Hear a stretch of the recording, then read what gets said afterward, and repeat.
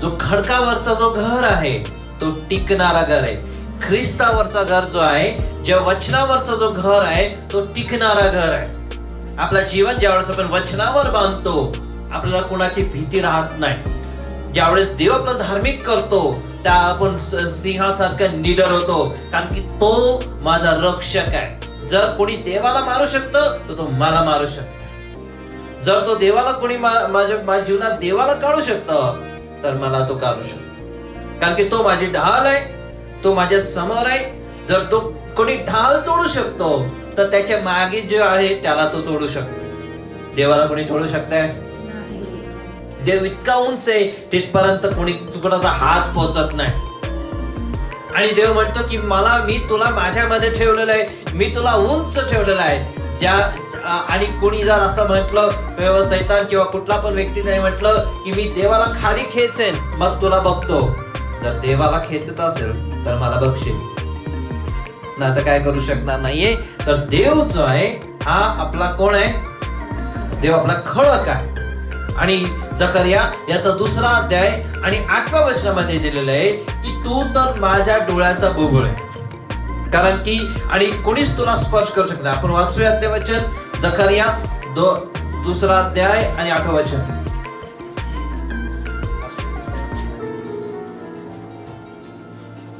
ज्या राष्ट्राने तुम्हास लुटले त्याच्याकडे प्रताप मिळवण्यासाठी त्याने मला पाठवले आहे. जो कोणी तुम्हा स्पर्श करील तो त्याच्या डोळ्याच्या बुबुळाला स्पर्श करेल, कारण सेनाधीश परमेश्वर म्हणतो. आमेन. बस, जो कोणी तुम्हाला स्पर्श करतो तो कोणाला स्पर्श करते? कोणाला स्पर्श करतो? कोणाला स्पर्श करताय? देवाला स्पर्श करते, देवाच्या डोळ्याला स्पर्श करते. आपल्याला कोणच कोणाच्या डोळ्याला स्पर्श करू शकत नाही, आणि ते देव आहे. आणि तो म्हणतो तू माझ्या डोळ्यासारखा, तू माझा आवडता आणि प्रिय आहे. त्यासाठी तुला मी कोणाला अधिकार देणार नाही, कोणाला तुला हात लावू देणार नाही. बडबड करणारा खूप काय बोलू शकते, मी तुला असं करेन, तसं करेन, तसं करेन. त्याला सांगितलं, देवाला विचारलं का की देवा तुला परमिशन दिले असेल तर तू करशील? म्हटलं माझ्या डोक्यावरचा एक केस पण खाली पडणार नाही देवाच्या शिवाय, देवाच्या मर्जीशिवाय एक केस खाली पडणार नाही. आणि आपल्याला कधी लागतं, कधी काटा लागतो, कधी काय लागतं, तर तेवढंच लागू शकते की जेवढं परमिशन देव त्याला देत, त्याच्यावरती नाही लागू शकत. जर ब्लेडनी कधी चुकून काय कापलं तर तो जेवढं कापतो ना, देवाने त्याला तेवढंच कापायला सांगितलं, त्याच्या पलीकडे नाही कापू शकत. तुम्ही किती पण कुठल्या ऍक्सिडेंट तर होणारच नाही म्हणा, झालं तरी त्याच्यामध्ये काय असणार आहे की देव जितकं त्याला परमिशन तेवढंच होणार, त्याच्या पलीकडे नाही होणार. तर त्यासाठी कुठल्याच संकटाला कधीच घाबरू नका. हे होईल, ते होईल, ते होईल, ते होईल, हे याच्याने भरू नका स्वतःला. देवाच्या वचनाने भरा की काही नाही होणार. बऱ्याच लोकांनी हे बोलतात येणारे दिवस खूप कठीण असणार आहे. जग आहे कठीण असणार आहे, पण माझे दिवस चांगलेच राहणार आहे, आपले दिवस चांगलेच राहणार आहे. तो म्हणतो की पहा, अंधकार पृथ्वीला झाकत आहे, गडूप अंधकार पृथ्वीला झाकत असताना, परंतु माझा गौरव, देवाचा गौरव माझ्या लोकांवर उदय पावत आहे. इसाया 60 मध्ये दिलेलं पहिलंच वचन आहे. कुठं काय पण होऊ दे, पण माझ्यावरती गौरवच उतरणार आहे, माझं चांगलंच होणार आहे. हालेलुया. तो मी काय चुकीच्या जागेमध्ये आहे का? बरोबर जागेमध्ये. आमेन. आवाज करा जरा, आवाजाला बंदी नाहीये. आमेन. तर माझं चांगलंच करणार आहे. आणि मग तो बोलतो माझा जो अभिषिक्त आहे त्याला कुणीच हात लावू नका. कधी कधी तुम्ही बघितलंय स्तोत्र 105 मध्ये 14-15 बघत असताना, कधी कधी तुम्ही बघितलंय की जे मोठे मोठे इलेक्ट्रिकचे खांब असतात आणि त्या खांबाच्या इथे एक बोर्ड असतो. त्या बोर्ड वरती काय लिहिलेलं असतो? त्या बोर्ड वरती काय असतं? काय आहे? खतरा. काय का अजून त्याच्यावरती काय असतं? क्रॉस असतं. आणि क्रॉसच्या मागे काय असतं? क्रॉस कसा असतं? आडवा असतं, असं एक्स वाला. अजून काय असतं तिकडं? मुंडी असते. तर तुमचा हात लावतो हे होशील. जर तू इथं हात लावला ना, याला जर हात लावलास तर तू काय होणार? तू कवटी होणार. कुणाला कवटी व्हायचं असेल तर हात लावलास. That's God. कुणाला द्यायचं नाही, कुणाचे हे करायचं नाही, कुणाची धमकी हे करायचं. God is mighty. देव सर्वात महत्वाचा, खूप पॉवरफुल आहे. तो आपल्या बरोबर. ज्यावेळेस मुलगा त्याचे पप्पा बरोबर असतो ना, तो सुरक्षित असतो. त्याला माहिती आहे माझा पप्पा सगळ्यांना हँडल करू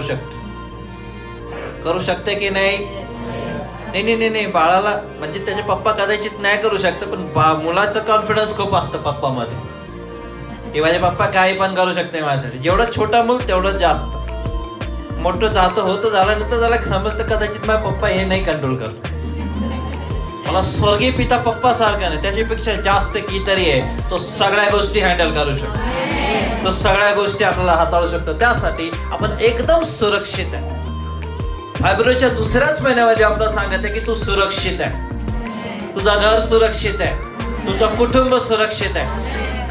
धार्मिकाच्या रस्त्याला मौत नाहीये. बायबल सांग धार्मिकाचं घर जो आहे टिकणार आहे.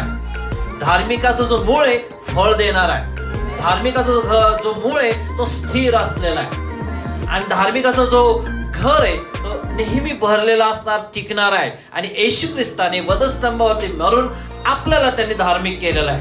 त्यासाठी त्याच्या मरण्यामुळे आपण धार्मिक झालेलो आहे. आणि त्या धार्मिकतेमधून आज आपण चांगला जीवन ज्यावेळेस जगतो त्यावेळेस आपण आशीर्वादित नक्की प्रत्येक गोष्ट मध्ये राहतो.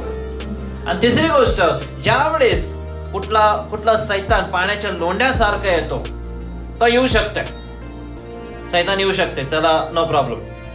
बट त्याच्या विरोधामध्ये पवित्र आत्मा ध्वज उभार करतो. बघा यशाया ह्याचा 59:10 यशाया 59:19 काय सांगतात ते?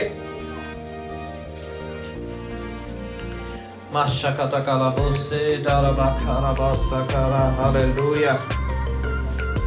59:19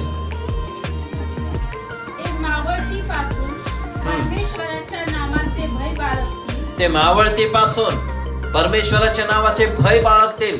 सूर्याच्या उगवतीपासून सूर्याचा उगवती कुठं होता? पूर्वेला. आणि कुठं मावळत आहे? पश्चिमला. ही दोन्ही दिशा सगळ्या इकडून तिकडपर्यंत देवाचे भय धरणार. आमेन. देवाचे भय धरणार. मग काय होणार? त्याच्या प्रतापाचे भय बाळगतील. कारण शत्रू पाण्याच्या लोंढ्यासारखा येईल तेव्हा परमेश्वराचा आत्मा त्याच विरुद्ध सर्व. आमेन. त्याच्या आधी जायच्या आधी सर्वात पहिले कोण भय धरतं माहित आहे? सैतान भय धरत. जेवढे पण जे पण काय ते भय धरतात इथून तो तिथपर्यंत. त्या सगळ्यांना माहिती आहे देव कोण आहे. देव प्रतापी राजा आहे. तो त्याच्या लोकांसाठी आहे. तो जर लोकांसाठी मरायला आलाय तर त्याला तारायला आणि त्याला राखायला कितीतरी जास्त तो आहे. आमेन. तर तो आपल्याला राखतो. तर आपण एक गोष्ट समजलं की देव माझं रक्षण करतो. देव माझा रक्षक आहे. तो कोणाचं रक्षण करतो? तर पहिली गोष्ट, जो परात्पराचे गुप्त स्थानी बसतो, जो सर्व समट्या सावली खडे राहतो, त्याचा तो रक्षण करतो. स्तोत्र 91:51 जो आहे तो फुल आहे. सगळे पॉइंट जर घेतले तर आपला मेसेज संपून जाईल. त्यासाठी तुम्ही घरी वाचा, पूर्ण वाचा. आणि त्याच्यामध्ये तुम्हाला प्रत्येक रोग पासून, प्रत्येक दुश्मन पासून, दुपारी असू द्यात, नाहीतर रात्री असू द्यात, नाहीतर सकाळी असू द्यात, नाहीतर संध्याकाळी असू द्यात, दिवसाचं भय, रात्रीचा काय काळोख आणि दुपारची मटकी आणि इकडची मटकी काय करणार नाही आपल्याला.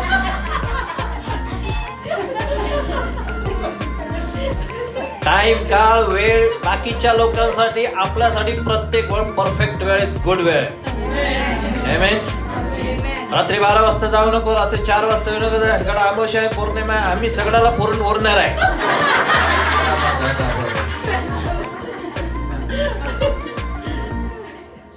निश्चित अमावस्या पौर्णिमाला प्रॉब्लेम असतो.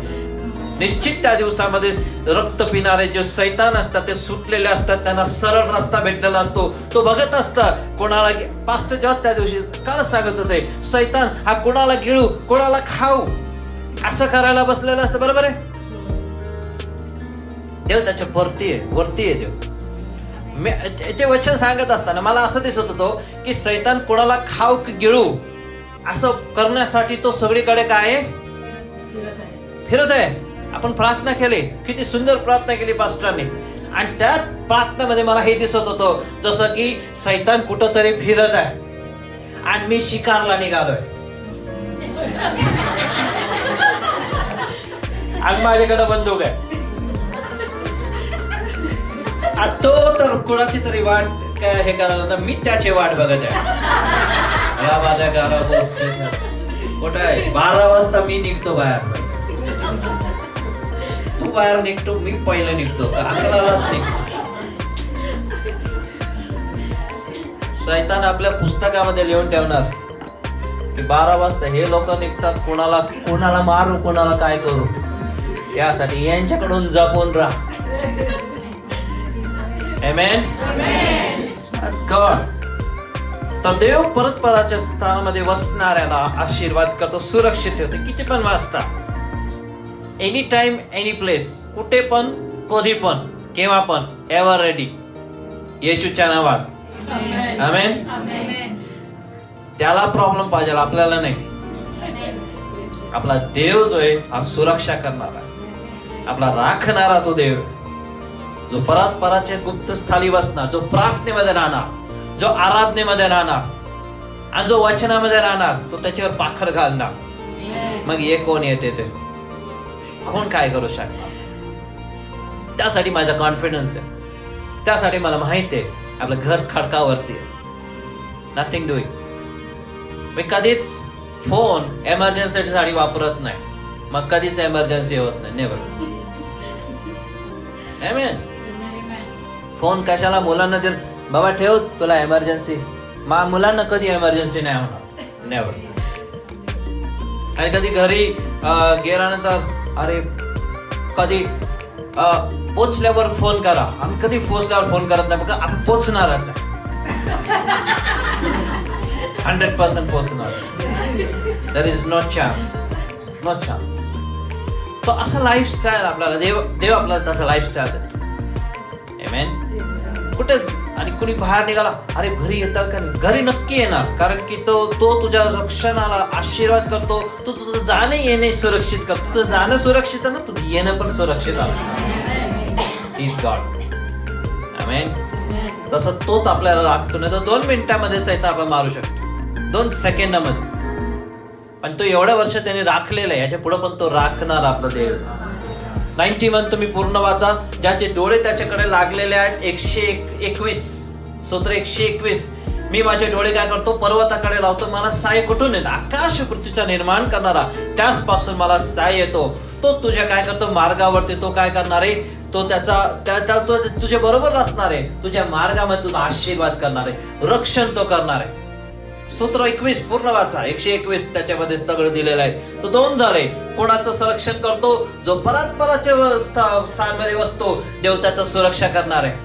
कोणाचं संरक्षण करतो, जो आपले नेत्र देवाकडे लावतो, देव त्याचं सुरक्षा करणार आहे. तिसरी गोष्ट, कोणाचं सुरक्षा करतो, जो कॉम्प्रोमाइज करत नाही, जो तडजोड करत नाही, देव त्याचं सुरक्षा करतो.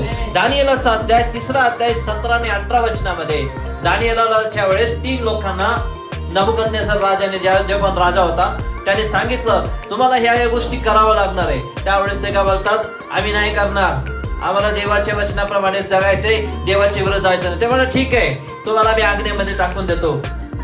कुठे टाकतो मी, अग्नीच्या भट्टीमध्ये टाकतो. अग्नीच्या भट्टीमध्ये लाकडं जाळण्यासाठी कोण लाकडांना बनवलं, देवाने झाडं लावली, त्याची लाकडं झाली, आणि मग ते लाकडं कोणी बनवलेली, झाड कोण बनवलेले, देवाने बनवले. आपल्या माणसाला जाळण्यासाठी देवाने लाकडं ऑलरेडी तयार करून ठेवले, म्हणजे ते भट्टीमध्ये जाण्यासाठी तर दिले. राजा म्हटला 7 पट भट्टी करा, म्हणजे अजून लाकडं टाका. ते सगळी लाकडं कोणी दिली, देवाने दिली. त्या राजाला दिली देवाने. घे, किती पाहिजे तुला लाकडं, हे घे, अजून घे, अजून घे, अजून घे, अजून घे. त्या लाकडं टाकायला माणसं कोणी दिली? कोणी बनवले? देवाने बनवले. ते पण घे घे घे, तुला घे, तुला घे लोक. आणि मी माझ्या 3 लोकांना उभं करणं इथं, आणि त्याला टाक अग्नीमध्ये. त्याला टाकण्यासाठी ताकद कोणी दिली? देवाने दिली. पण त्या आतमध्ये गेल्यानंतर राखण्यासाठी कोण उतरून आला? स्वतः देव उतरून. आमेन. तो सगळं देतो. काय तुला किती ताकद पाहिजे? घे. तू माझ्या पुढे नाही जाऊ शकणार. माणूस आहे तू.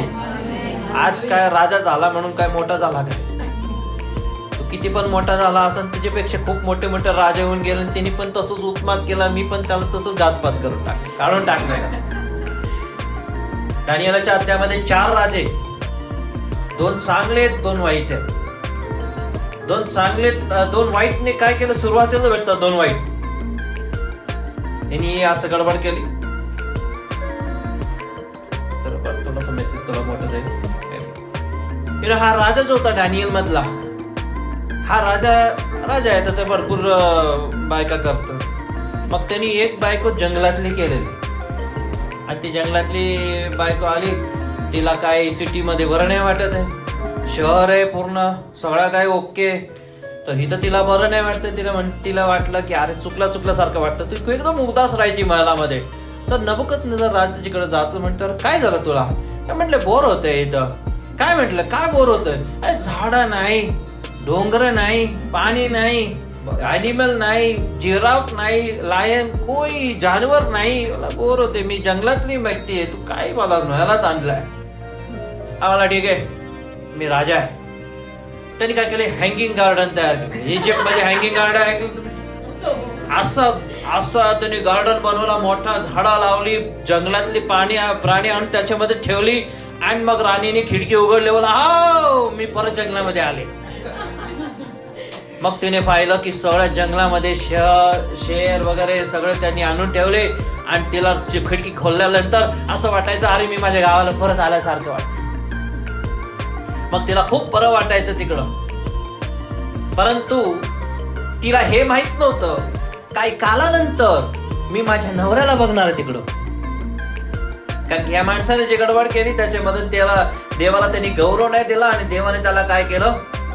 देवाने त्याला पक्षी बनवून टाकला, ईगल. आणि मग तो काय झाला? त्याची पंख आले आणि त्याला नख आली, आणि लोकांनी त्याला उचलून त्याच गार्डन मध्ये टाकलं. मग त्या गार्डन मध्ये, कारण की देवाने त्याला लगेच अंतःकरण, पक्ष्याचं अंतःकरण दिलं, एका प्राण्याचं अंतःकरण दिलं. वाटत आज प्राण्याचं अंतःकरण माणसाच्या काय फरक आहे? माणसाचं अंतःकरण आपण एकमेकांना ओळखतो, राईट? आता समजा हे नबुकदनेस्झर आहे, हे त्याची बायको आहे, ह्याला दिलं देवाने अंतःकरण. कुठला अंतःकरण? प्राण्याचा. आता हे बायकोला बघितल्यानंतर विचार करते कोण आहे तू? I don't know. त्याच्या मुलांना बाकी सगळ्यांना बघितलं तर त्याला कळत नाही. प्रियानो, देव जो आहे अशा राजाचा उन्माद असं खाली पडतो. 7 वर्ष तो तिकडे जंगलात होता. त्याची बायको त्याला बघायचे, त्या म्हणजे अरे उगच जंगल बनवलं, उजग हे केलं. पण ही गोष्ट झाल्यानंतर ज्या दिवशी त्याने देवाला गौरव दिलो, त्याचा राजपाट पुन्हा त्याला सापडलं. देवाने त्याला परत एकदा वरती केलं. देव एकाला वर करू शकतो, दुसऱ्याला खाली आणू शकतो. कोणच नेहमीसाठी टिकणार नाही. फक्त येशू ख्रिस्तच त्याचा सिंहासन जो आहे नेहमीसाठी. आपण सगळे लोक पण आहे ना, नेहमीसाठी नाही. कुठलाच राजा, कुठलाच प्रजा, कोणच नेहमीसाठी नाही. आज वर आहे तो लोकांची कदर करूया. आज वर आहे तर आपल्या लोकांसाठी चांगलं काहीतरी करूया, है ना? तुमच्या मागे जे फोटो दिसतात या लोकांनी लोकांसाठी चांगलं केलं. लोक त्यांना आज पण आठवण ठेवतात, है ना? आपण ह्या पृथ्वीवरती आल्यानंतर आपण पण काहीतरी चांगलं करून जावं. आमेन. तर दुसरा जो राजा होता त्याने काय केलं? एकदम दारू बिरू घेतलं, आणि दारू घेतल्यानंतर त्याने काय केलं? म्हणा देवाच्या घरातले जे भांडे होते ते घ्या म्हणे, त्याच्यामधून दारू पिऊयात. त्याच्यामध्ये त्याने दारू पिली आणि त्याची नशा सगळी उतरली. ज्यावेळेस भिंतीवरती काहीतरी लिहिताना पाहिलं त्याने, आणि त्याने म्हणले वाचा वाचा काय लिहिलेलं. या भिंतीवरती जसं हार्दिक अभिनंदन लिहिलंय त्याच्यावरती पण लिहिलं होतं काहीतरी. मग ते वाचण्यासाठी दानिएलला बोलवलं. दानिएलला सांगा तुला भरपूर देतो, वाच हे. ते म्हटलं सगळं ठेव तुझ्याकडे, मला नाही पाहिजे. हे वाचतंय मी की तुझा अंत झालेला आहे, तुला मापण्यात आलाय, तू तोकडा पडलाय, तुझं राजपाट जाणार आहे. त्याच रात्री त्याचा राजपाट शून्य झाला. That's God. एखाद्याचा राजपाट खूप वेळ आहे तर त्याला असं वाटतं मी नेहमीसाठी आहे. तो देव नाहीये. फेरोला एका रात्रीमध्ये देवाने गडप करून टाकला होता, पाण्यामध्ये टाकून दिला होता. देव म्हटला ज्या शत्रूला आज तू बघतो ना त्याला परत बघशील नाही. पाण्याखाली काय दिसते आपलं? एकदा पाणी का खाली गेल्यानंतर काय नाही. देव इतका महान देव, जो कॉम्प्रोमाइज नाही करत, जो तडजोड करत नाही, जो देवाला धरून राहणार, देव त्याला उंच करणार. अग्नी किती पण येऊ देत, तो त्याच्यामध्ये तुम्हाला राखणारच राखणार. टेस्टिमनी क्रिएट करणार. मग त्याच्यानंतर ते तीनही लोकांनी काय सांगितलं, हे राजा, हे नबुकदनेस्सर, तुला माहित असू दे की आमचा देव आम्हाला राखण्यास समर्थ, जरी नाही राखलं तरी आम्ही तयार आहे. जो मरायला भीत नाही तो जगू शकणार आहे. ख्रिस्तामध्ये हे तू मरायला भीत नाही, मारायला भीत नाही सांगते मी, मरायला भीत नाही, तो जगणार. जो आपल्याला राखत नाही त्याला जीवन, जो राखतो तो डरतो, तो कधी पण मरू शकतो. तर सुरक्षित, आपण देवामध्ये सुरक्षित. कोणाला तो सुरक्षित करणार? जो पराचे मुक्त झाले. कोणाला सुरक्षित करणार? त्याचे नेत्र देवाला लागलेला. कोणाला सुरक्षित करणार? जो कॉम्प्रोमाइज तडजोड नाही करणार. कोणाला तो सुरक्षित करणार? जो देवावरती विश्वास ठेवणार. स्तोत्रसंहिता याचा 28:7 मध्ये देवाचं वचन आहे, जो देवावरती विश्वास ठेवतो तो त्याला राखतो. काय दिलं बघा, the lord is my strength. देव माझी शक्ती आणि माझी ढाल आहे. माझा अंतःकरणाचा माझ्या अंतःकरणाने मी त्याच्यावरती विश्वास ठेवतो, तो माझा मदत करणार आहे. त्यासाठी माझा अंतःकरण जयोत्सव करेन आणि मी नव्या गीतांनी देवाची आराधना उपासना करेन. तुम्ही आपण एव्हरी संडे, प्रत्येक रविवारी आपण येतो. देव मला एक गोष्ट लिहित होता. इनफॅक्ट मी सुरुवातीला हे सांगायला पाहिजे होतं. आपण देवाला ना ज्यावेळेस आपण येतो तो आपण काही घेण्याच्या अपेक्षापेक्षा काही देण्याच्या अपेक्षाने येऊया चर्चला, देवाच्या घराला ज्यावेळेस येतो. कारण की ती जी स्त्री होती, योहान कृष्णवृत्तांत 12व्या अध्यायामध्ये आणि 3रा वचन, योहान 12:3, एक स्त्री प्रभू येशू ख्रिस्त ज्या घरामध्ये होता तिथं ती आली आणि तिने काय केलं, तिने एक तेल आणलेला होता आणि ते तेलची कुपी त्यांनी फोडली आणि त्यांनी त्याच्यावरती ओतली. त्या स्त्रीने काय केलेलं, येशू ख्रिस्ताला काहीतरी देण्यासाठी आले. तर ज्यावेळेस रविवारी आपण येतो त्यावेळेस देण्यासाठी येऊयात, देण्यासाठी येऊयात. त्याला घेण्यापेक्षा देणे बरे, बरोबर आहे. द्यायला या. काय द्यायला या? त्याला स्तुती द्यायला या, त्याला आराधना द्यायला या, त्याला उपासना द्यायला या. आणि किती वाजता या?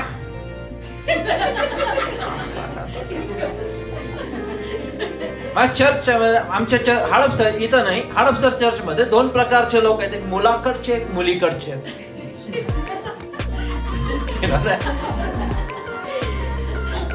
मुलाकडचे लोक कसे आहेत?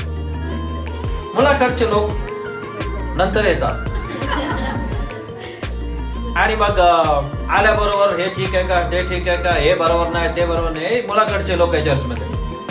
मुलीकडचे लोक काय बिचारे, पहिले येणार, सगळं सेट करणार आणि सगळ्या खुर्च्या काय बरोबर आहे का नाही ते सगळं बघणार, साऊंड बीट सगळं लागलंय का बघणार.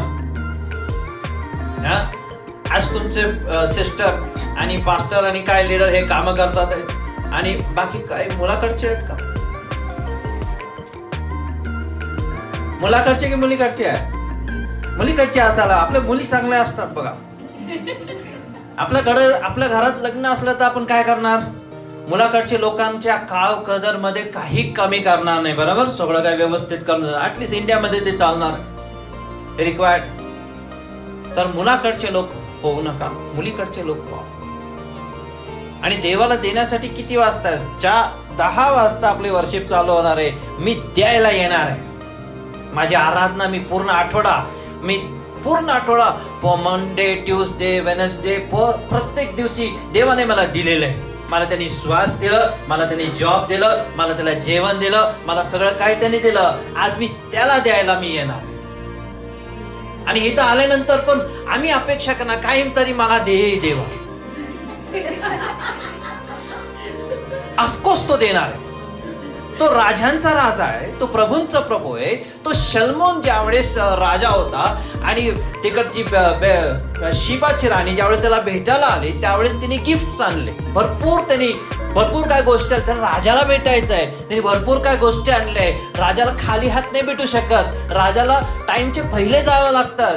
आणि राजा असं नाही की राजा येऊन बसला आणि मग त्याच्यानंतर आपण येतोय. आपण विश्वास ठेवतो का की ज्या वेळेस मी सांगतो की 10 वाजता मी देवा मी तुला भेटायला येणार आहे, 10 वाजता देव लेट होतं का? तुम्ही बायबल मध्ये कधी असं वाचलंय का? आणि येशू तिकडे जात असताना जे जाताना लेट झाला त्याला. शम्वेला लेट झाला पण येशूला लेट नाही होत. येशू लेट नाही होत. असेल का आपलं देव असं असेल का? आपण ठरवायचं टाइम. तुम्ही ठरवा 10:30 ठरवा, 12 ठरवा पण 12ला या. 12च्या आधी या. कारण की तो आलेला आहे. तो पहिले आलेला आहे. तो ऑलरेडी येऊन बसलेला आहे. आणि तो न्यायाधीश आहे. कधी देव करो तुम्हाला कोणाला कोर्टमध्ये जायचं कधी प्रसंग येऊ नये. पण ज्यावेळेस तुम्ही कोर्टमध्ये कोण जाता त्यावेळेस न्यायाधीश यायच्या आधी पहिले सगळे हजर असतात. मी पण कधी गेलो नाही, कधी जाणार पण नाही. पण न्यायाधीशच्या आधी पहिले न्यायाधीश जाण्याच्या आधी सगळे येतात. वकील बाकी सगळे लोक येऊन बसतात. मग न्यायाधीश येतं. मग तेवढं ऑर्डर मग बाकीच्या सगळ्या गोष्टी चालू होतात. आपला देव त्यापेक्षा कितीतरी मोठा आहे. आपला देव राजांपेक्षा कितीतरी मोठा आहे. ज्यावेळेस शिबाची राणी भरपूर काही गोष्टी तिला घेऊन आली त्यावेळी ज्यावेळेस ती गेली जितकं तिने आणलं त्यापेक्षा जास्त ती घेऊन गेली. बरोबर. जितक्या पण वेळा तुम्ही प्रार्थनेमध्ये त्याच्याकडे येणार, तुमच्या घरात असू द्या, आराधनामध्ये त्याच्याकडे येणार, तुम्ही त्याच्या सानिध्यात येत आहे तर राजाच्या सानिध्यामध्ये येत आहे. तुम्ही येताना तुम्ही घेऊन येणार आहे, जाताना भरपूर काय गोष्टी घेऊन जाणार आहे त्याच्याकडे. 100% त्या ह्याच्याने या की मी द्यायला येणार, मी अर्पण करायला, मी स्वतःच अर्पण करायला आज येणार. मी त्या वेदीवर अर्पण करणार. ख्रिस्ती जीवन अर्पण आहे. ख्रिस्ती जीवन जो आहे सॅक्रिफाईस. की तुम्ही आज देवाला तुमच्या जीवनात घेण्यासाठी काय अर्पण केलेलं आहे. तुम्ही तुमचे कदाचित तुम्ही नातेवाईक किंवा काही पण गोष्ट तुम्ही अर्पण केला असेल आणि जे काही तुम्ही अर्पण केलेलं आहे त्याच्यावर देवाचा आशीर्वाद तुमच्यावर होता. आज जो सेवक लोक आहेत, आम्ही सेवक लोक आहे, आपण आपल्या लाईफ मध्ये अर्पण केलेलं आहे आणि त्याचा प्रतिफळ आम्हाला खूप मोठा भेटलेला आहे. ज्यावेळेस तुम्ही चर्चला येता द्यायला या. मी घेऊन नक्की जाणार. तुम्ही विचार करू नये आज मी कसं वर्शिप करणार, आज मी काय करू शकणार. देव तुम्हाला नक्की वचनाबद्दल भरेल. That's one thing. पण मी द्यायला येणार. मी आज माझी ऑफरिंग द्यायला देवाला येणार. माझे पैसे मी साईडला ठेवणार आहे आणि मी ते घेऊन येणार. आणि मी जे काय असणार आहे ते मी देवाला घेऊन येणार आहे. आणि ज्यावेळेस मी देवाच्या घरी चाललेलो आहे मी व्यवस्थित खूप सुंदर येणार. माझे बेस्ट ऑफ द बेस्ट नवीन घडी मोड मी पहिले देवाच्या चर्च मध्ये करणार आहे, मग बाकीकडे करणार. आमेन. Praise the lord. कोणी नवीन काय गोष्ट दिली पहिले मी देवाच्या घरी घालून जाणार आहे, मग बाकी जागे जाणार. आमेन. देव तुमच्या जीवनात असे दिवस आणो की तुम्ही रविवारला येताना ना शॉपिंग करून ठेवा. नाही शुक्रवार शॉपिंग, रविवारी संडेला जाय चर्चला काहीतरी नवीन कपडे घेऊन जायला पाहिजे. गिफ्ट नाही तर स्वतःला गिफ्ट घ्या. तसं या तर देण्यासाठी या. मग त्याच्यानंतर 5वी गोष्ट आणि शेवट मध्ये ह्या पॉइंटची शेवटची गोष्ट, रिलॅक्स बसा थोडा. आणि 5वी गोष्ट जी की देव कोणाला सुरक्षा करतो. आपण काय बघितलं. स्तोत्र 91 जो परात्पराचे गुप्त स्थाने करतो, जो आपले डोळे देवावरती लावतो, जो आपला विश्वास देवामध्ये ठेवतो आणि जो तडजोड करत नाही. आणि जेव्हा ते विश्वास देवावर ठेवल्यानंतर 5वी गोष्ट ही आहे की शेवटची गोष्ट ह्या पॉइंट मधली ती ही आहे की जो स्वतःला डिफेंड करत नाही, जो स्वतःला सुरक्षित करत नाही, देव त्याची सुरक्षा करतो. कोणी काय आपल्याला बोललं लगेच आपल्याला त्याचा डिफेन्स आहे आपलं तयार, मी कसा बरोबर आहे. अरे तो बोलला ना, तो चुकीचा बोलला तुझ्याबद्दल, ठीक आहे, देव तुला ते सांभाळून घेईल. येशू ख्रिस्तावरती त्यांनी 7 आरोप लावले, 7 आरोप त्याच्यावरती लावले वेगवेगळ्या जागेमध्ये. त्याने एक पण जागेमध्ये स्वतः सिद्ध केलं नाही की तो करेक्ट आहे. आपण दुसऱ्याचं पण आपल्यावर घेत नाही, म्हणजे दुसऱ्याची मिस्टेक असेल तर आपण हे क्लिअर माझ्या नाहीये, मी नाहीये, त्यांनी केलेली मिस्टेक. किती जपतो स्वतःला. कोणी आपल्याला काही करेक्टच करू शकत नाही. आम्ही 100% नेहमी बरोबरच आहे. हा येतं आपल्यामध्ये कोण की हा कधीच चुकत नाही. पण जर कोणी आपली चूक काढली, आपण बघूया कुठं चुकतंय, बघू जरा, मग मी याला दाखवतो. मला टाइम वर या सांगतात लेट आलं तर मी बघतोय कसं.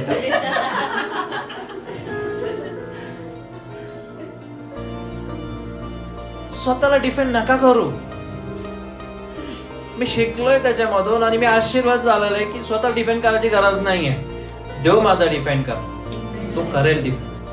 येशू ख्रिस्ताला त्यांनी इतका काय गोष्टी सांगितले, त्यांनी एक शब्द नाही सांगितलं की तो कसा बरोबर आहे. पण सगळ्यांनी हे सिद्ध केलं की तो चुकलेला नाहीये, तो सत्य आहे. आणि खोट्या आरोप त्याच्यावरती लावले आणि खोट्या आरोपनी सत्याला दाबून शकले नाही. त्यांनी स्वतःला राखलं नाही, देवाने त्याला राखलं.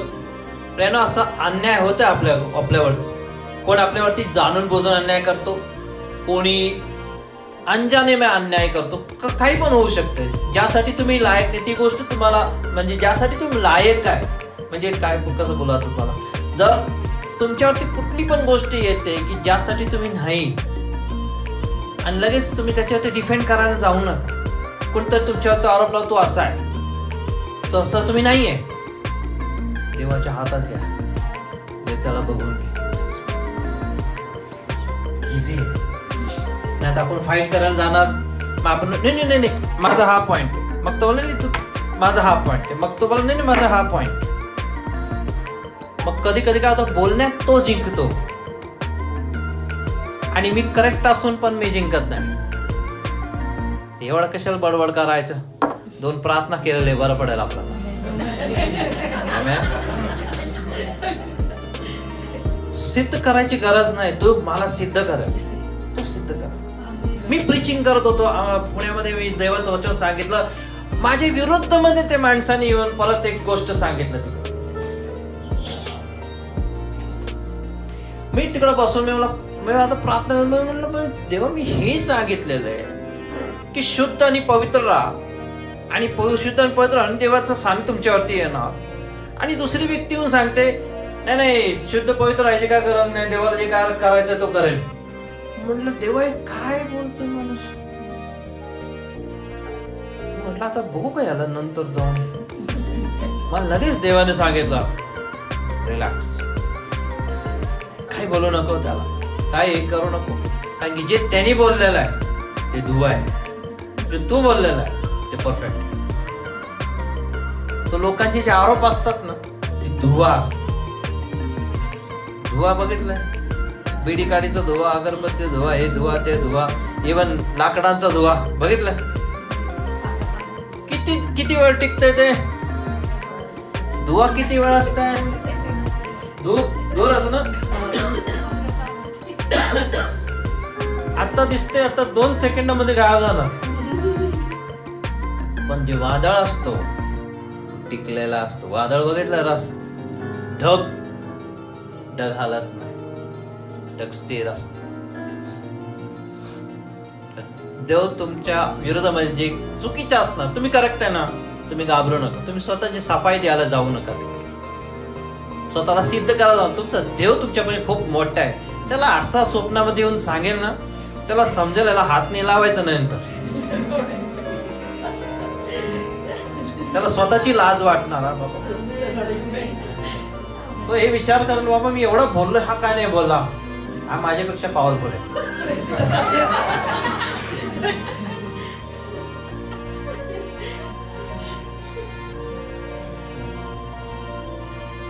आमेन. सिस्टर लोकांवरती ना तुमच्यावरती नेहमी कॅरेक्टरचा जर कोणी दोष लावत असेल आणि आपण लगेच काय भांडू नका, देव त्याला सिद्ध करेल. इथं कोण बसला आणि कोण तुमचे कॅरेक्टर कोणी अच्छा हे लावलं असं आणि तुम्ही तसं नाहीये आणि देव तुम्हाला राखेल. तुम्ही स्वतः जाऊ नका त्याला, तुम्ही किती बरोबर आहे सांगायचं. उगाच ते होतं. तर जो डिफेंड करत नाही देव त्याला डिफेंड करतो. आणि जो आता कधी कधी काय होतं, आपण खरं चुकलेलं असतं आणि समोरचा व्यक्ती आपलं करेक्ट करत असतो, पण आपण स्वतःवरती एवढी प्रीती करतो मी कोणाला करेक्ट करू देणार नाही मला. मग 2-4 वेळा कोणीतरी लीडर ट्राय करतो, जर कोणी नाहीच करेक्शन घेत असेल जा तिकडं कर चुका आता पण खड्ड्यात. मग त्या खड्ड्यात पडला तर अहो पडलो म्हणलं बरं आहे तिकडच राहता 2 दिवस राहा तिकडं, तिसऱ्या दिवशी प्रार्थना मग तुला काढ. तर स्वतःला डिफेंड करू नका, देव डिफेंड करेल. मग त्यानंतर देव कोणाला डिफेंड करेल, कसं डिफेंड करेल? पहिली गोष्ट तो त्याच्या पंखाने डिफेंड करेल. स्तोत्र 91:4, साम 91:4, स्तोत्र संहिता 91:4. हा, तो तुझ्या पंखाने, आपलं माहिती आहे ते वचन राईट, तो तुला पंखाने तुम्हाला वचन हे करेल. मग दुसरं जो आहे त्याचे दिव्यदूतांच्या द्वारे तुमचं तो रक्षण करेल. 91:11 त्याच मध्ये तुम्हाला भेटणार 91:11. देव कसं डिफेंड करतो त्या पॉइंट मधला पहिला पॉइंट काय आहे, तो पंखाने डिफेंड करणार. दुसरा पॉइंट काय आहे, ते दिव्यदूतांना पाठवून डिफेंड करणार. तिसरं, देव स्वतः त्याच्या हाताने तुमचं रक्षण करणार. यशाया 59:1 हे सांगतं की पहा देवाचा हात इतका तोकडा झाला नाही की तो वाचू शकत नाही आणि त्याचा कान इतकं मंद झाला नाही की तो ऐकू शकत नाही. काय पहिले येणार, हात की कान? आपल्या शरीरामध्ये काय पहिले येते? हात येते, कान येते? कान येतं. मग पहिले काय करायचं? आणि ऐकायचं आणि ऐकवायचं, देवाला ऐकवायचं, देवाला सांगायचं. तो काय इथं काय लिहिलेलं आहे? कोणाचे कान? आपले देवाचे. देवाचे कान काय आहे? मंद नाही. तर त्याचे कानाने काय ते हाताने काय ते करायला पाहिजे, तर त्याच्या कानामध्ये काय ते पहिले जायला पाहिजे. की जो व्यक्ती प्रार्थना पहिले करणार, देवाचे कान मध्ये ते वचन गेल्यानंतर त्याचा हात काम करणार. तुम्ही असं काय पण ऑटोमॅटिक करता का, काय न ऐकता? पहिले ऐकता मग करता. आमेन. कोणी नाही सांगितलं तर आपल्या मनामध्ये ऐकता. चला हे उचल, इथं पाणी आहे, पी. असं उचलून पाणी पितं, बरोबर? काहीतरी सांगत आपण स्वतःलाच सांगतो, मग ऐकतो, मग करतो. हात नंतर येतो, कान पहिले. जर देवाचा हात तुमच्या जीवनात तुम्हाला बघायचा आहे तर त्याचे कान मध्ये पहिले प्रार्थना द्या. आमेन. मग त्याच्यानंतर देव अग्नीच्या कोटच्या द्वारे तुमचे रक्षण करणार आहे. अग्नीचे कोट असणार आहे. जकरिया याचा 2 अध्याय 5 वचन. परमेश्वर म्हणतो, मी माझ्या लोकांकरिता त्यांच्या भोवती अग्नीचे कोट सारखं मी त्यांच्यासाठी सांभेल. सैतानाला अग्नी आवडत नाही, हीट पण आवडत नाही. जर तुम्ही त्या अग्नीच्या कुंपणामध्ये आहे, मग त्याला पार करून ये म्हणायचं त्याला, मग मला स्पर्श करू शकतो. आमेन. कोट आहे. जसं आता भिंती आहेत, इथं पाऊस आल्यानंतर आपल्याला काय होणार, कारण भिंत ऑलरेडी. आणि देव म्हणतो, मी तर कुठला आहे, मी अग्नीची भिंत आहे आणि ती मी काय करणार आहे, मी तुमच्या भोवती असणार आहे. आणि मी काय करणार आहे, and the wall of fire, तो अग्नीच्या भिंत आपल्या सहाभोवती असतात. आणि मग तो डोंगरांसारखे आपल्या भोवती असणार आहे. तुम्ही तो डोंगरावरतीच आहे, 5 गणे डोंगरावरती आहे. आणि तो म्हणतो की मी डोंगरांसारखे तुमच्या अवतीभोवती असणारे. स्तोत्र 125:2 मध्ये तो वचन आहे. तर अशाप्रमाणे देव आपल्याला सुरक्षा करतो, आपला तो राखतो आणि देव नव्या गोष्टी करतो. मी तुम्हाला 7 गोष्टी नव्या गोष्टीबद्दल सांगणार आहे. ज्यावेळेस देव आपल्या जीवनात नवीन गोष्ट करणार असतो त्यावेळेस आपल्याला त्यासाठी तयार राहायला पाहिजे का नाही राहायला पाहिजे? का जुनं जास्त आवडतं? नाही, नॉर्मली जुनं आवडतं. म्हणजे जुन्या गोष्टी, जुन्या सवयी, जुन्या मित्र, जुन्या बऱ्याचशा गोष्टी असतात आपल्या जीवनामध्ये आणि त्या जुन्या आपला घर सुटत नाही, बऱ्याचशा गोष्टी. परंतु देव ज्यावेळेस काहीतरी नवीन गोष्ट करणार असतो आपल्या जीवनामध्ये, नव्या आणि जुन्यामध्ये आपल्याला निवड तो देतो आणि जितके चांगले रीते मी त्याच्या बाजूने जातो तितकं चांगलं देव आपल्या जीवनात काम करू शकतो. आपण पाहूया लूका वर्तमान याचा 5वा अध्याय आणि 36 ते 39.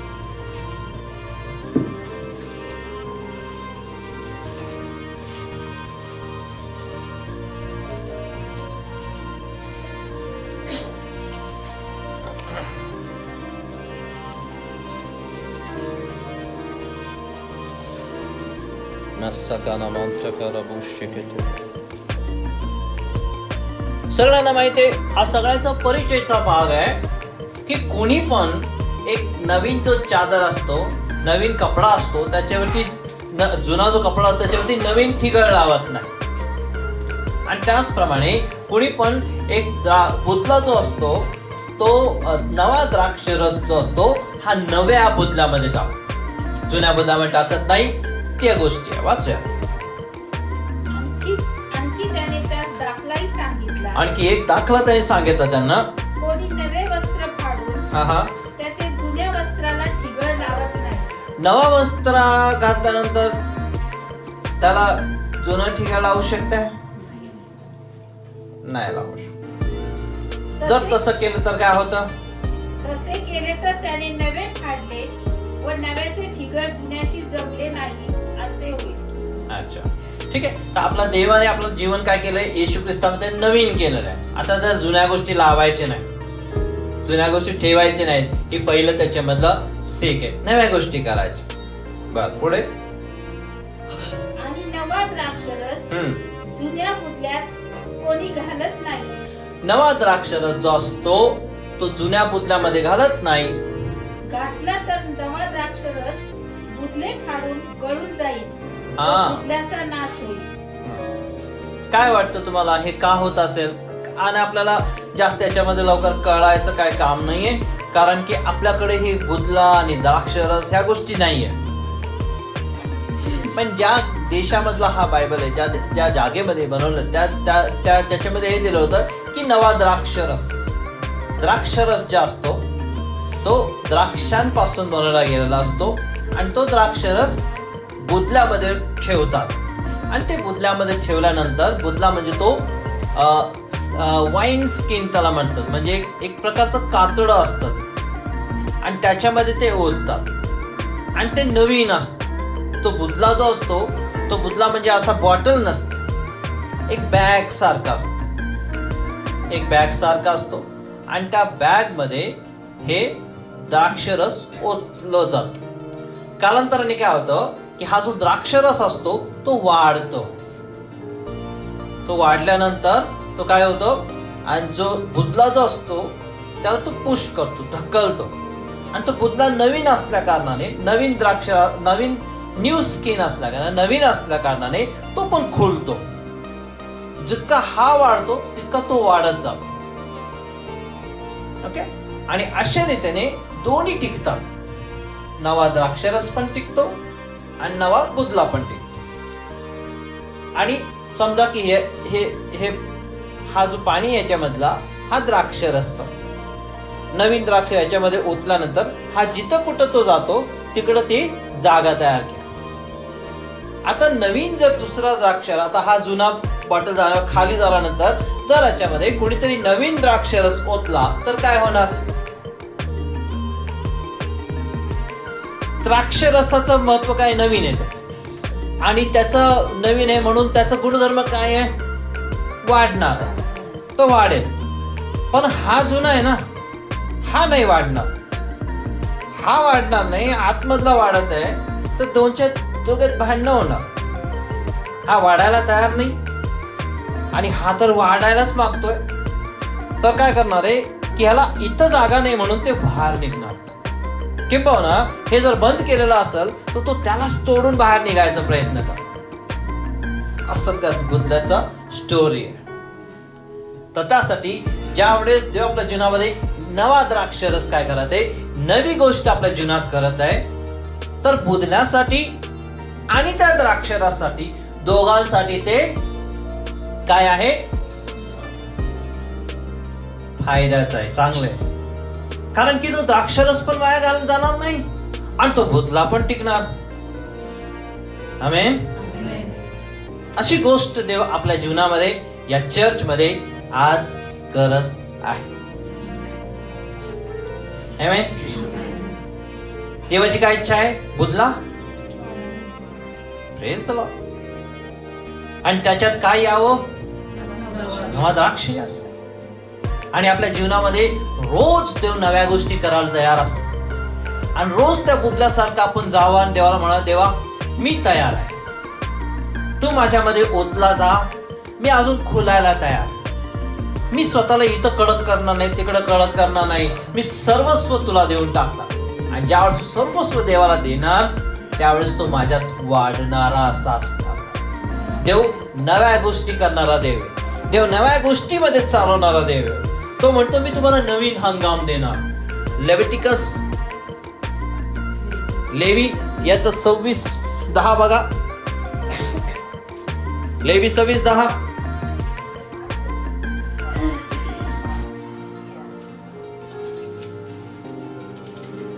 आणि त्याच्यानंतर कोणीतरी काढा गणना 28:26.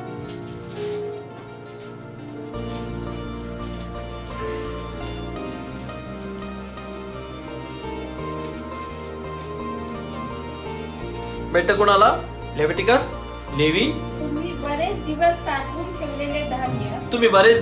ठेवलेले धान्य खाल व नवीन धान्य आल्यामुळे जुने बाहेर काढा. आमेन. तुम्ही नवीन धान्य तुम्हाला देईल. आणि जुने धान्य कसे होते? आशीर्वाद येतो आणि ते टिकणारे, टिकवणारे, वाढणारे होते. आणि नवीन हंगाम देव आपल्या जीवनामध्ये आणतो. मग त्याच्यानंतर हंगाम आल्यानंतर तुम्ही नवीन ऑफरिंग किंवा नवीन अर्पण तुम्ही देवाला आणता. गणना याचा 28:26 पहा. सप्ताच्या सणामध्ये प्रथम पीक अर्पण करण्याच्या दिवशी, प्रथम पीक किंवा नवीन पीक अर्पण करताना तुम्ही परमेश्वराला नव्या अन्नाचे अर्पण कराल. तुम्ही नव्या गोष्टींचे, नव्या अन्नाचे, नवीन कृत्ये तुम्ही देवाला अर्पण करणार. आमेन. तर जुनं आणि नवीन ही गोष्ट, ठीक आहे. आणि नवं कसं असणार आहे? वाढणारा असणार. एक लक्षात घ्या, नवं वाढणारा असतं. कधी एखादा बीज घेतला, ते बीज फुललं आणि तिथून काय तर नवीन झाड आहे, ते नवीन झाड तिकडच राहणार आहे का? नाही, तो वाढणार आणि त्याला फळं लागणार, त्याला भरपूर फळं लागणार आणि त्या फळांमध्ये बीज असणार आहे आणि ते बीज अनेक अजून वाढण्यासाठी कारणी ठरणार. त्याच्यासाठी देव ज्यावेळेस नव्या गोष्टी आपल्या जीवनात करतो त्यावेळेस त्याला आपल्याला सामोरं जाऊन त्याला पुढे जायचं. तर नवीन अर्पण देव आपल्याला त्याच्यामधून देतो. पहा तिकडं 28 ते झालं. देव आपल्याला नवे गीत देतो. नवे गीत स्तोत्रसंहिता 40:3 आणि स्तोत्रसंहिता 98:1 न्यू सॉन्ग. देवाला काय करा? नव्या गीतांनी त्याची आराधना उपासना करा. जुने गीत झालेले आहेत, नवीन गीत पण आलेले आहेत, नवीन भाषा आलेले आहेत ना. आजकाल आमचं पंजाबीचा मूड चालू आहे. एवढं हिब्रू होता, बाकी मराठी, हिंदी चालू होतं आणि खूप पंजाबी गाणे देवाने आम्हाला दिले. रोज चालू असत. नवीन गीत. नव्या गीतामध्ये नव्या गोष्टी असतात, नवे प्रकटीकरण असतं आणि देवाला आपण नवीन गीत आणले. आणि नवीन गीत म्हणजे तुम्हाला मी नवीन गीत काय असतं, गीत काय असतं, गीत काय असतं, काय what is song, what is praise, what is song. गीत किंवा प्रेज काय असतं, कुठलं पण गीत तुझं व्यवस्थित पाहिलं ना ते एक स्टोरी असते, एक गोष्ट असते. तो म्हणतो की मी हित होतो, मग मी असं झालो, मग माझं असं झालं, मग मी देवाला धन्यवाद दिले. एक गाण्यामध्ये म्हणतं मी खोटा सिक्का होतो, मला लोक नेहमी असं खाली समजायचे, माझे घरचे पण मला नावं ठेवायचे, परंतु देवाने आज मला काय केलेलं आहे, आज एक खोट्या सिक्क्याला चलता फिरता केलेलं आहे.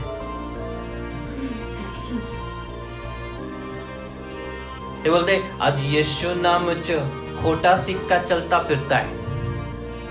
पुन्हा तुम्हाला पण कोणी खोटा सिक्का म्हणला असेल कधी, इंडियामध्ये खूप बोलतात, सॉरी आपल्या देशबद्दल असं नाही बोलायचं, पण आपल्याकडं असंच असतं फॅमिलीमध्ये. बऱ्याच लोक आपल्याला कधी लहानपणापासून आपलं कधी हे सांगतात, काही तुम्ही बघितलंय कोणाला म्हटलं चहा प्यायला कुठं गेला आणि त्या चहावाला सांगितलं खूप चांगला चहा बनवता तुम्ही, खूप छान आहे चहा, काय बोलतो तो, नॉर्मली काहीच बोलत नाही, हा हा खूप चांगलं ही गोष्ट कर, हा कधी बघून पहा तुम्ही, खूप चांगली भाजी देता तुम्ही, त्याचं रिॲक्शन तुम्हालाच लाजल्यासारखं वाटतं, मी काय बोललो. का माहितीये, लहानपणापासून आपला सवय नाही ऐकायची, काहीतरी आपल्याबद्दल कोणतरी चांगलं सांगते, ऐकायची सवय नाही आपली. आणि आता आपण मोठे झालोय ना, आपल्या छोट्या मुलांना सांगावं हे चांगलं केलंय तू चांगलं दिसत आहे, तू चांगल्या गोष्टी केल्या, त्याला चांगल्या गोष्टी ऍक्सेप्ट करायची सवय होणार. तुम्ही कुठल्या वेटरला येतं आपल्याकडे सांगा थँक्यू, तू बघू बोलून बघा, थँक्यू बोलल्यानंतर त्याला असं वाटतं काय तरी नवीन बोललाय तुम्ही, तो रिस्पॉन्ड पण करणार नाही. हा पण हीच गोष्ट तुम्ही अमेरिकेत जाऊन दुसऱ्या देशामध्ये जाऊन सांगा, तुम्ही जर सांगितलं इट्स व्हेरी नाईस थँक्यू, अरे बापरे तो ना वेलकम असं तसं हे अजून घ्या म्हणतील. सवय थँक्यू ऐकायची. आज आपण पण आपल्या देशामध्ये, आपल्या जागेमध्ये, आपल्या घरांमध्ये लोकांना अप्रिशिएट करायला शिकावं, है ना. कोणीतरी काही चांगलं केलं तर चांगलं सांगायला तुमचं काही कमी होत नाही, राईट. दुसऱ्याची लाईन छोटी करावं नका, स्वतःची लाईन मोठी करू शकताय ना तुम्ही. नाही एकाने एक लाईन मारली, तुम्ही दुसरी लाईन मारते, त्याची छोटी लाईन करू, मोठून जाकू नाही, त्याची मिटवायची गरज, तुम्ही तुमची मोठी करा. तर त्याच्यापेक्षा तुम्हाला म्हटलं तुम्ही तुमची मोठी करा ना लाईन, त्याची लाईन कशाला मिटवता. काय कोणी चांगलं केलं तर चांगलं सांगा, त्यांना अप्रिशिएट करा. आणि पाळत एव्हरी संडे वचन ऐकतात तर सांगा ना थँक्यू व्हेरी मच. आला मला आम्हा लोकांना काय असतंय, आता मी पण सोडून दिले आशा, की खूप वचन सांगितल्यानंतर 100 लोकांना वचन सांगितलं, 2 लोक येऊन सांगतात पास्टर चांगला होता मेसेज, आपण समजून जायचं सगळ्यांना आवडलं, सगळ्यांनी घेतलं. अप्रिशिएट करायचं. नवा द्राक्षरस आपण ऑलरेडी बघितलेला आहे. नवे आशीर्वाद, स्तोत्रसंहिता याचा यशाया 65:8 नवीन आशीर्वाद.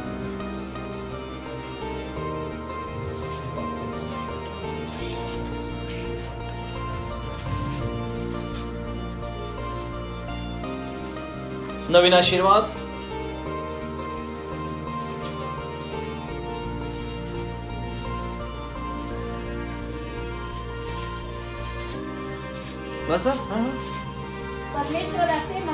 परमेश्वर असे म्हणतो द्राक्षाच्या भुसात नवा द्राक्ष दृष्टीस पडला असता.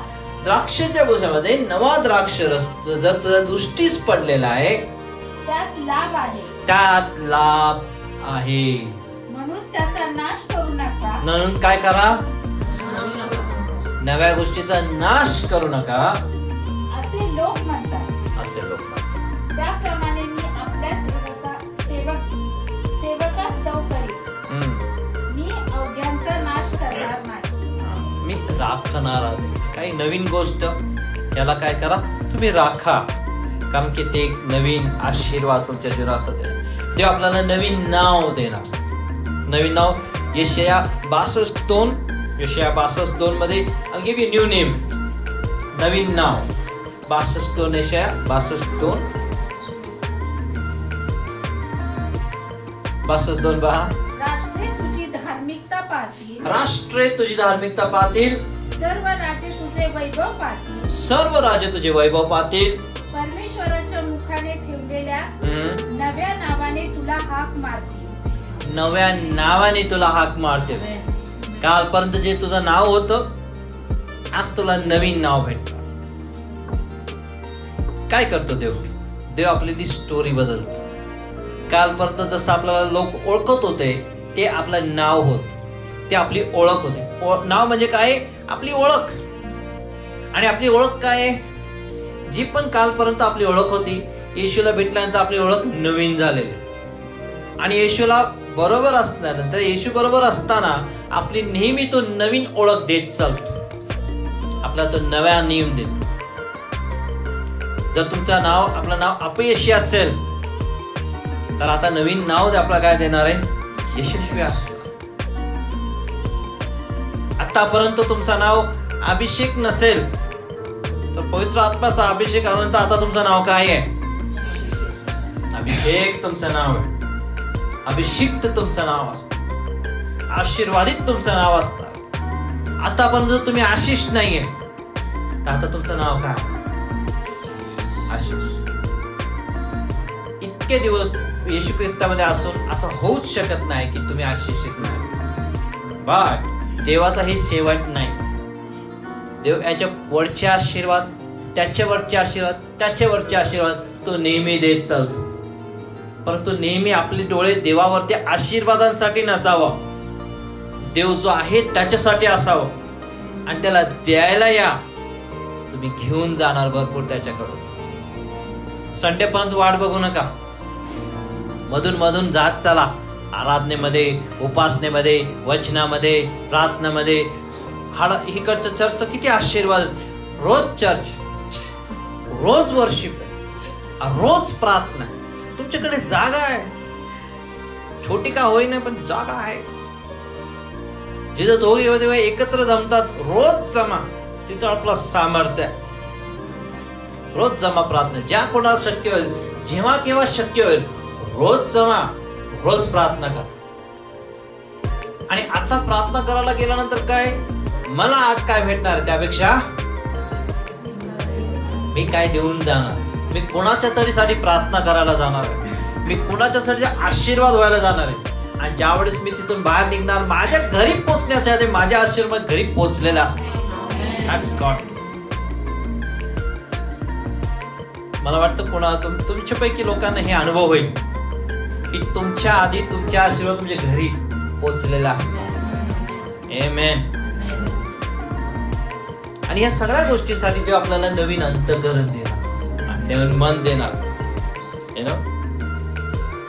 नवीन अंतःकरण मन आपल्याला एचकेएल 36:25 मध्ये देव म्हणतो की मी तुमचा खडकमय हृदय काढून तुम्हाला नवीन अंतःकरण मी तुम्हाला देतो. आणि देवाची दया आपल्यासाठी कशी आहे? नवीन. आपण गातो नेहमी की देवाची दया आपल्यासाठी नवीन अशी. विलाप गीत याचा 3रा अध्याय आणि 23 वचन.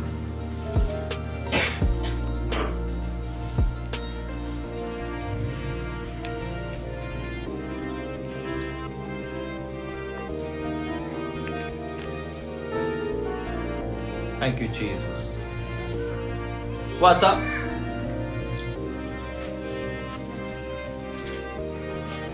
तीन 23 विलाप गीत मध्ये भेटणार तुम्हाला. विलाप गीत ऐकून जरा असं विलाप वाटते, पण त्याच्यामध्ये चांगलं पण आहे.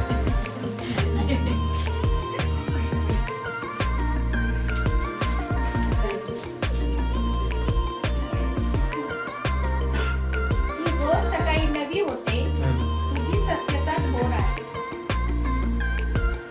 काय रोज नवीन होते ते पूर्ण 22 वर्ष. आम्ही भस्म नाही झालो. ती रोज नवीन होते. काय बायको होते, साडी होते, काय होते. आम्ही आम्ही भस्म नाही झालो, हे देवाची दया. हो, कारण त्याच्या करुणेत खंड पडत नाही, की रोज सकाळी नवी होते. हा, आता कळालं काय नवीन होते. देवाची दया आपल्यावरती नवीन होते. देवाची दया आपल्यावरती नेहमी नवीन अशी होणार. आमेन. हा, थँक्यू. आपण 1 मिनिटाची प्रार्थना करूया. हे देवा प्रभू येशू ख्रिस्ताच्या नावात आम्ही तुझे आभार मानतो. आमचं रक्षण करणारा आमच्यासाठी तू आहे. तू आम्हाला तुझ्या डोळ्याच्या बुबुळाप्रमाणे केलेले, आम्हाला अभिषिक्त केलेलं आहे. आम्हाला कोणी हात लावणार नाही, त्यासाठी तुझे आभार मानतो. आमचा केस खाली पडण्याच्या आधी तुला ते ठाऊक असणार. आम्ही तुझे आभार मानतो की शत्रू ज्यावेळेस पाण्याच्या लोंढ्याप्रमाणे येतो, त्यावेळेस तो आत्म्याचा ध्वज तू उभा करणार आहे. जो परात्पराच्या वस्तस्थळी बसतो तो सर्व समर्थाच्या सावलीमध्ये असणार आहे. ज्याचे डोळे त्या देवाकडे लावलेले असणार आहे. आकाश पृथ्वी निर्माण करणाऱ्या देवापासून आमचं सहाय्य आम्हाला प्राप्त होणार आहे. आम्ही कुठल्या अग्नीला भिणार नाही की ते आम्हाला भाजू शकणार नाही. कुठल्या पाण्याला भिणार नाही की आपल्याला बुडवू शकणार नाही. आणि कुठल्या तडतोडचे जीवन आमच्या जीवनामध्ये असणार नाही, कारण की नेहमी तुला गौरव देणारे लोक आम्ही होणार. तुझ्यामध्ये विश्वास ठेवणारे लोक तो आम्हाला करत. हे देवा तुझे आम्ही आभार मानतो. आम्ही स्वतःला राखणार नाही किंवा स्वतःला डिफेंड करणार नाही, परंतु तुझ्यावरती विश्वास ठेवून तू आम्हाला रक्षण करणार. तुझ्या पंखांच्या द्वारे, तुझ्या देवदूतांच्या द्वारे, तुझ्या हाताच्या द्वारे, तुझ्या अग्नीच्या द्वारे, तुझ्या सानिध्याद्वारे तू आम्हाला सुरक्षा करणार. आमच्या जीवनामध्ये आम्हाला नवीन गीत देणारा, नवीन हंगाम देणारा, नवीन द्राक्षरस देणारा, नवीन आशीर्वाद देणारा तो देव. आम्हाला तो नवीन अंतःकरण, नवीन नाव देणारा देव आहे. आणि तुझ्या देवा तुझी नेहमी, तुझी दया नेहमी सनातन. तुझे आभार मानतो. येशूच्या नावात ही प्रार्थना केली म्हणतो आहे. आमेन. आमेन.